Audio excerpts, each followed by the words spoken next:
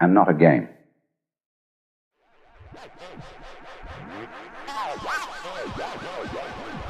Now, it's my contention, my personal opinion, this is my basic metaphysical axiom, shall we put it that way, that existence, the physical universe, is basically playful. There is no necessity for it whatsoever. It isn't going anywhere. That is to say, it doesn't have some destination that it ought to arrive at.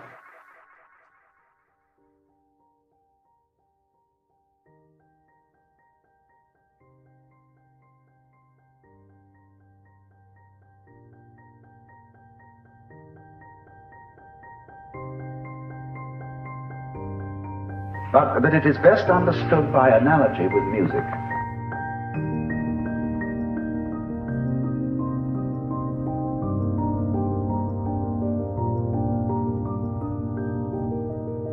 Because music, as an art form, is essentially playful. We say you play the piano. You don't work the piano. Why?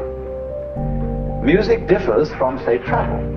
When you travel, you are trying to get somewhere. And of course, we, because being a very compulsive and purposive culture, are busy getting everywhere faster and faster and faster till we eliminate the distance between places.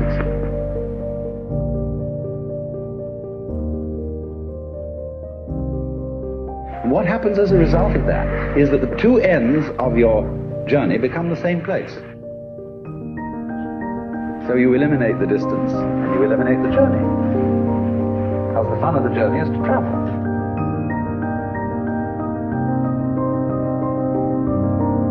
In music, though, one doesn't make the end of a composition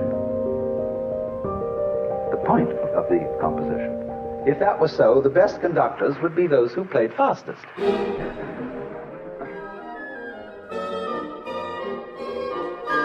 And there would be composers who wrote only finales.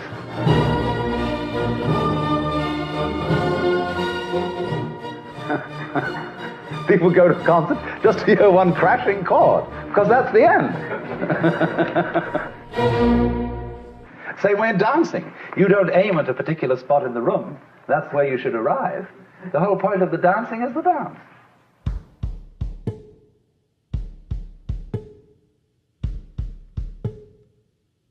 Now, but we don't see that as something brought by our education into our everyday conduct. We've got a system of schooling which gives a completely different impression. It's all graded. And what we do is we put the child into the corridor of this grade system with a kind of, come on, kitty, kitty, kitty. And yeah, you go to kindergarten, you know, and that's a great thing because when you finish that, you'll get into first grade. And then, come on, first grade leads to second grade, and so on, and then you get out of grade school, you go to high school, and it's revving up, the thing is coming.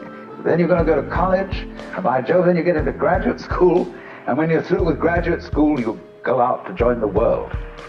And then you get into some racket where you're selling insurance, and they've got that quota to make, and you're going to make that.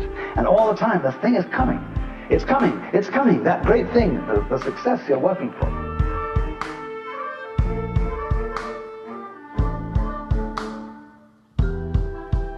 Then when you wake up one day about 40 years old, you say, my God, I've arrived. I'm there. And you don't feel very different from what you always felt. And there's a slight letdown because you feel there's a hoax. And there was a hoax, a dreadful hoax. They made you miss everything by expectation. Look at the people who live to retire and put those savings away. And then when they're 65, they don't have any energy left, they're more or less impotent, and they go and rot in an old people's community. Because we simply cheated ourselves the whole way down the line.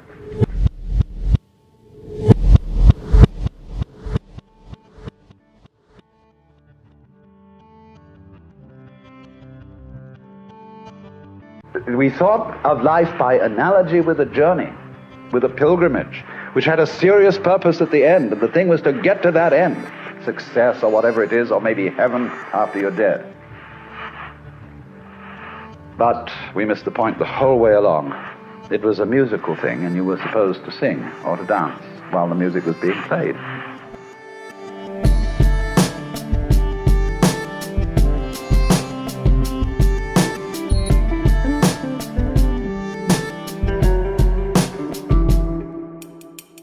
So often, in those moments when our impetuous seeking for fulfillment cools down, and we give ourselves a little space to watch things, as if they were worth watching, ordinary things.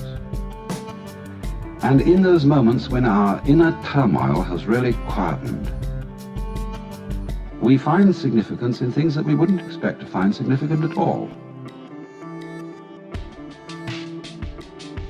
Or perhaps the significance then is the quality of a state of mind in which we notice that we're overlooking the significance of the world by our constant quest for it later.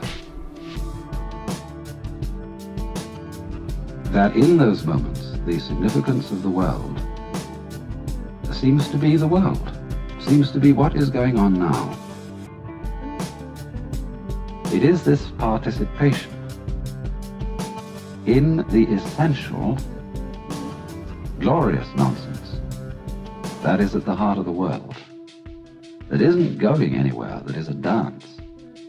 But it seems that only in moments of unusual insight and illumination that we get the point of this,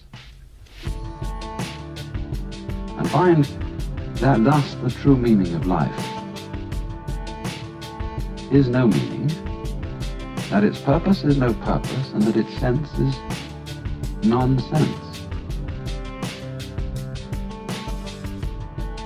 But still, we want to use about it the word significant. Significant nonsense? Yes, nonsense that is not just chaos, that is not just blathering balderdash, but that has in it rhythm, fascinating complexity, a kind of artistry. It is in this kind of meaninglessness that we get the profoundest meaning.